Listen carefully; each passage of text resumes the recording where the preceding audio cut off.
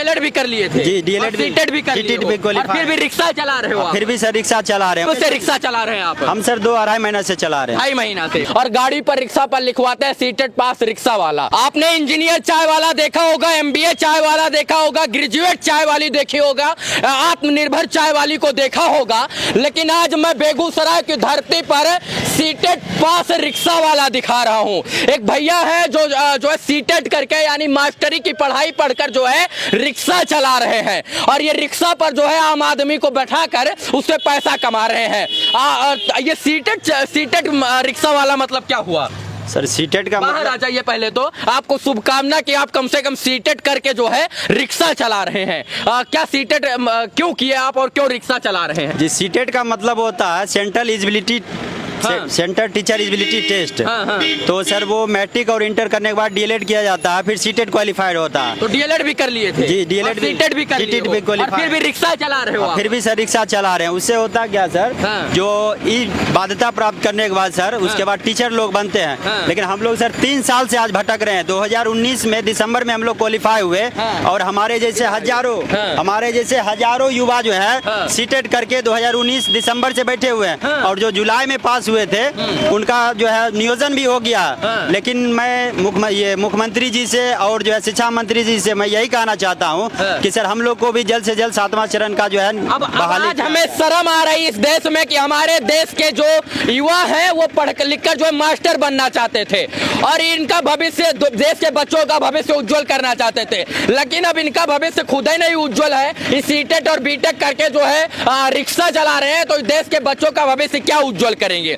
लगता है कि नौकरी वोकरी मिलेगी या रिक्शा चलाएंगे? नहीं सर, शिक्षा मंत्री से हमारे प्रदेश अध्यक्ष बात किए थे, तो उन्होंने बताया कि 30 जून तक जो है रिक्ति सभी जिला से मंगा लिया जाएगा, और जुलाई के लास्ट में जो है हम लोग का नोटिस। उससे पहले क्या करते थे? उससे पहले सर तैयारी भी कर रहे थे और बच्चे को पढ़ाते भी थे। मतलब अब उम्मीद खत्म हो गया है? नहीं, उम्मीद तो खत्म नहीं है सर, लेकिन अगर शिक्षा मंत्री जी से मैं गुहार करता हूँ कि अगर वो हम पे थोड़ा सा भी ध्यान दे देंगे तो हमारे 80-90 हजार कैंडिडेट जो भी हैं हमारे साथी, तो उन लोग बाग में भी आपके सीटेट वाले स्टूडेंट बैठे हुए हैं? हाँ सर, अभी तो नहीं बैठे हुए, लेकिन हम लोग पिछले महीने बैठे हुए थे 20 दिन। तो उसमें सर जो है लगातार बैठे हुए थे, और हम लोग शिक्षा मंत्री जी का घेराव भी किए थे। तो हम लोग को लाठी भी खाना पड़ा था इसके लिए। अच्छा, मतलब सीटेट करके जो है नौकरी के लिए अगर आप चिल्लाओगे तो आपको जो है मारा भी जाएगा लाठी डंडा? हाँ, तो लगता ही है सर, उसमें तो लगता है। अच्छा, क्या मतलब सीटेट से अब जो है लगता है कि नौकरी वोकरी नहीं मिलने वाला है? नहीं सर, ऐसे शिक्षा मंत्री जी से बातचीत हुई थी तो उन्होंने बताया, मंत्री जी देंगे तब ना, तो बोले हैं जुलाई के लास्ट में हम लोग नोटिफिकेशन निकालेंगे सर। अच्छा, तो ये महिंद्रा XUV 500 का है लिख दिए हो आप? उसमें सर महिंद्रा 500 लिखने का ये मतलब है कि सर जब हम कोई रोजगार करते या शुरू से कोई बिजनेस करते, तो मेरा भी सर सपना था कि हम ले सकते थे। मतलब जो है XUV 500 में चलने का शौक था सर, सपना था, लेकिन सर वो नहीं हो पाया।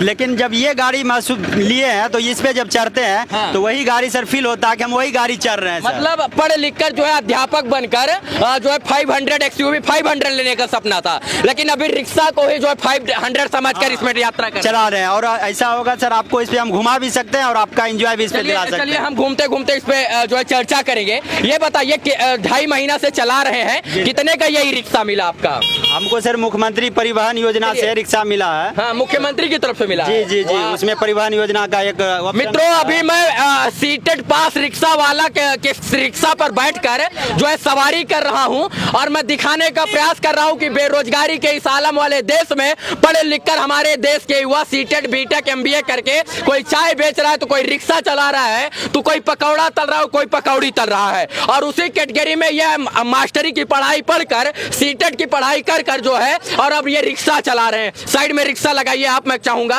और इनका रिक्शा चलाने का अंदाज इस तरीके से है कि इनको लगता है कि हम XUV 500 में बैठकर जो है यात्रा कर रहे हैं। तो कितना रुपया दिन का कमा लेते हैं? वही सर, कभी 400 होता है, कभी 500 होता है। सर कैसा लगा आपको चढ़ के? सर अच्छा लगा। रिक्शा में रिक्शा वाला फीलिंग आएगा ना, बुलडोजर का फीलिंग थोड़ी आएगा जी, लेकिन हम इसको मानते हैं सर, वैसा ही हमको फीलिंग होता है। स्कॉर्पियो वाला फीलिंग लेते हाँ हैं जी सर, इसलिए कि हम टोटो मेरे नजर में नहीं है सर, क्योंकि सपना सबका सब अलग अलग होता है। अब सोचिए, इन्होंने कहा मेरे नजर में टोटो यानी रिक्शा नहीं है, तो सोचिए कि इन्होंने पढ़ लिखकर एक सपना देखा था कि अध्यापक बनूंगा और देश के बच्चों को मैं पढ़ाऊंगा, लेकिन सच बात तो यह है कि इनके सपनों को तबाह कर दिया गया है, क्योंकि ये सीटेट करने के बाद इन्होंने सोचा था नौकरी मिलेगी, अब ना इनको नौकरी मिल रही है ना रोजगार मिल रहे हैं, तो कहीं ना कहीं मजबूरी में जो है ये रिक्शा चलाने पे मजबूर है। अच्छा ये बताइए कितना कमाते हैं दिन का?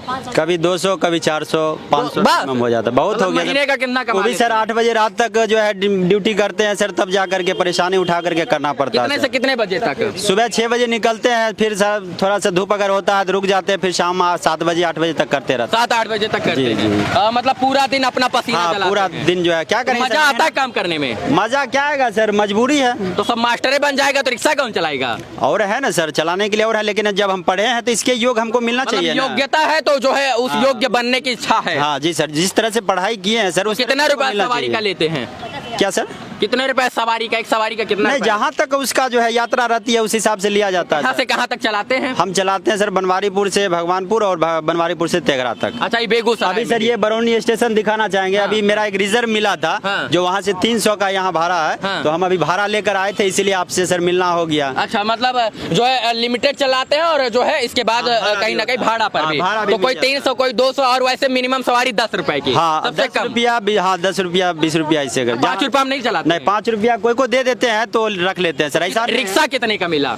रिक्शा तो सर ऐसे 1,65,000 था, लेकिन 70,000 सब्सिडी दी थी सरकार। हाँ। उसके बाद कुछ उसको कैश अमाउंट दिए थे, फिर सर उसको किस्ती बनवा दिए। मतलब किस्त बंधवा दिए हैं। जी, जी। मतलब जो है अब कहीं ना कहीं मास्टर नहीं बन पा रहे हैं तो इससे संतुष्ट हैं। हाँ सर, क्या करेंगे, जिंदगी काटने के लिए सर कुछ तो करना पड़ता है। मोदी जी तो वैसे कहते हैं पकौड़ा तलो, पकौड़ी तलो, पापड़ बेचो। तो मैं उनका भी एक बात मान लूं, मतलब मान लिया हूँ कि अपने आप में रोजगार ढूंढिए और अपने आप में जो है काम कीजिए। और गाड़ी पर रिक्शा पर लिखवाते हैं सीटेड पास रिक्शा वाला, तो इसका बेनिफिट मिलता है?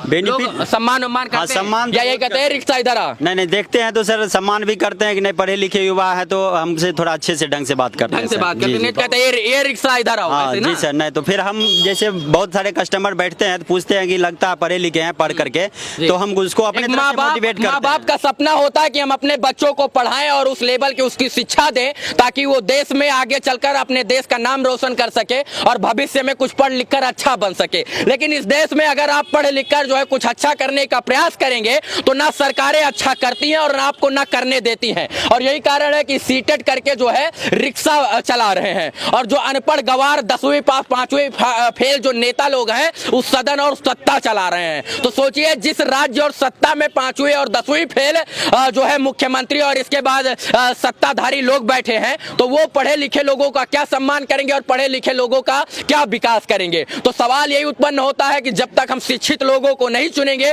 तब तक शिक्षित लोग इस देश में आगे नहीं बढ़ पाएंगे। तो हमारा सबका दायित्व तो बनता है कि शिक्षित लोग को चुने ताकि शिक्षा का वो स्तर समझ सके और शिक्षा का महत्व समझ सके और शिक्षित लोगों को आगे बढ़ा सके। धन्यवाद सभी दर्शकों का, बहुत बहुत आभार।